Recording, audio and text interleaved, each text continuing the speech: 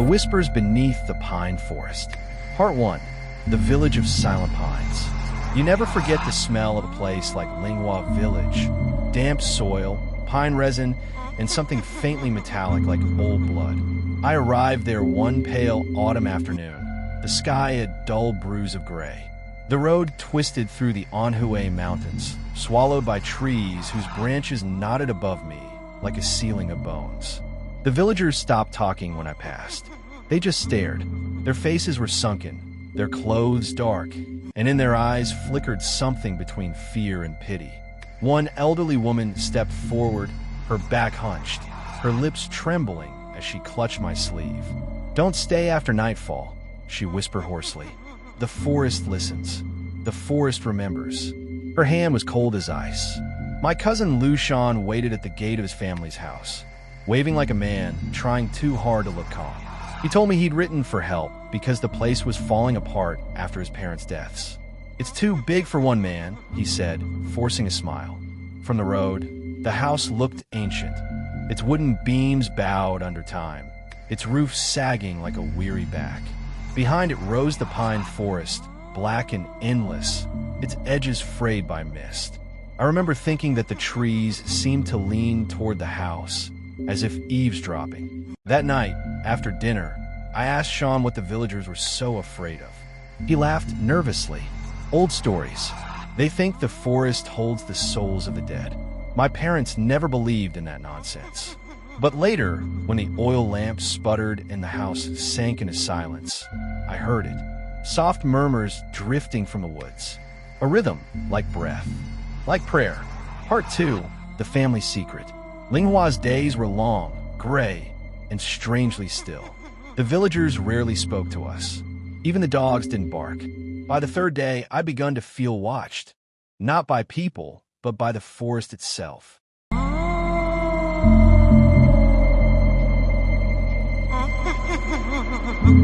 One afternoon, while sweeping the kitchen, I found something under the rug.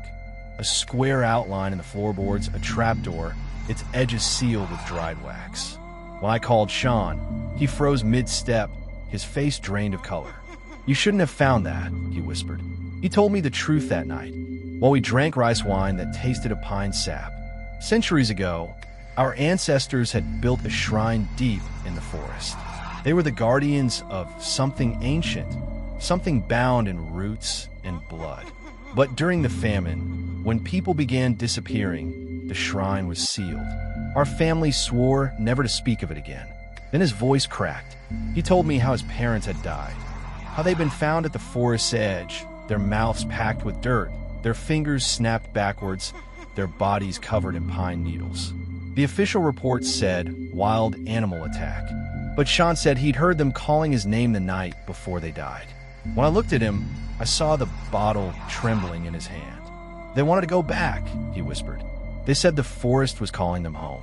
A cold wind slipped through the cracks of the window, and for the briefest second, I thought I heard it too, a whisper threading through the night air. "Sean, Part 3. The Descent into the Woods."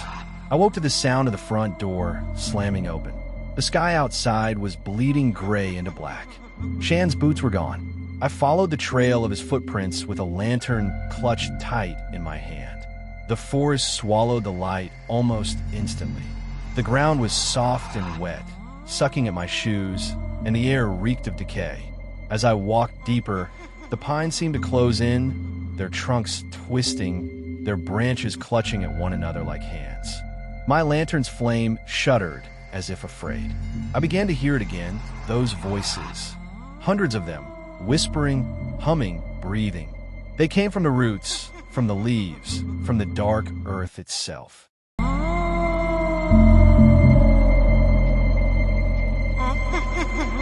And then I saw him.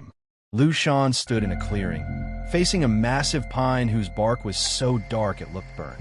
His body swayed back and forth. The earth around him was scattered with bones, small ones, brittle and pale. His hands were buried wrist-deep in the soil, and I saw, in the trembling light, that roots were growing from beneath his nails. "Sean!" I shouted. He turned slowly. The face that looked at me wasn't human anymore. His skin was stretched too tight, His eyes glistened black as sap, and when he smiled, pine needles fell from his mouth. "They promised peace," he said, but it wasn't just his voice.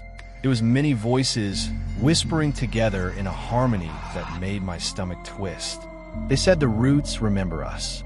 They remember every promise. The ground beneath him cracked open like a mouth. A pit of writhing roots and bones gaped below, breathing foul air into the night.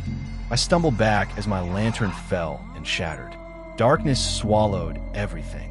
In that void, I heard the forest inhale slow, deep, endless.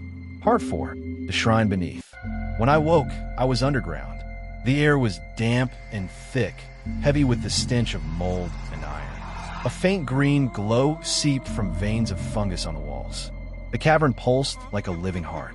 At the center stood a shrine, carved from black stone, its surface covered in symbols that shimmered faintly when I looked too long.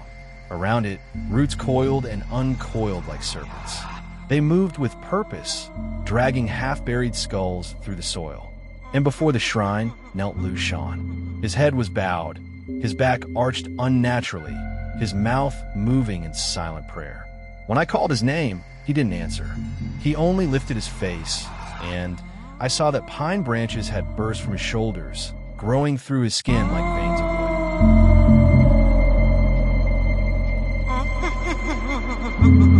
Behind him, on the shrine, was a symbol, a pine tree with eyes hidden among its needles. Beneath it, ancient characters spelled a phrase I could barely read, but I knew what it meant. We return to the roots, and the roots remember. Then I understood. This wasn't a curse, it was a covenant. Every few generations, one of us had to be taken. The forest fed on blood, on memory. Our family had kept the land alive through sacrifice. Lu Shan's voice trembled, echoing around the chamber. They called to me. They promised release. "You will join us, Ming. You will make the roots whole again." The roots began to move toward me, slowly at first, then faster, clawing through the dirt, wrapping around my ankles.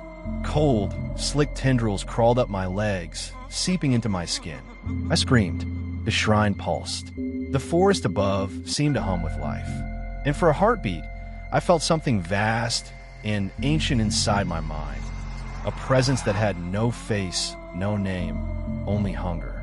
Then everything went black. Part 5, the last night in Linghua. I woke at dawn on the forest's edge. My clothes were torn and soaked in blood, though I had no wounds. The villagers found me crawling toward the road, my voice hoarse from screaming. They said nothing. They only burned incense and carried me to the temple at the center of the village. Through the smoke, I saw fear in their eyes, but also relief. That night, they held a ceremony, a rite of renewal, they called it. They chanted around the fire, their faces painted with ash. The old woman who'd warned me before pressed a talisman into my hand. "Go," she said. "Do not look back." I did not stay to watch. As I left Linghua, I saw the forest in the distance, shrouded in mist. Smoke rose from it, thin gray and slow, as though the trees themselves were exhaling. The pines moved with the wind, but their motion was too deliberate, too synchronized, almost human. On the bridge that marked the village's border, I turned once. Just once.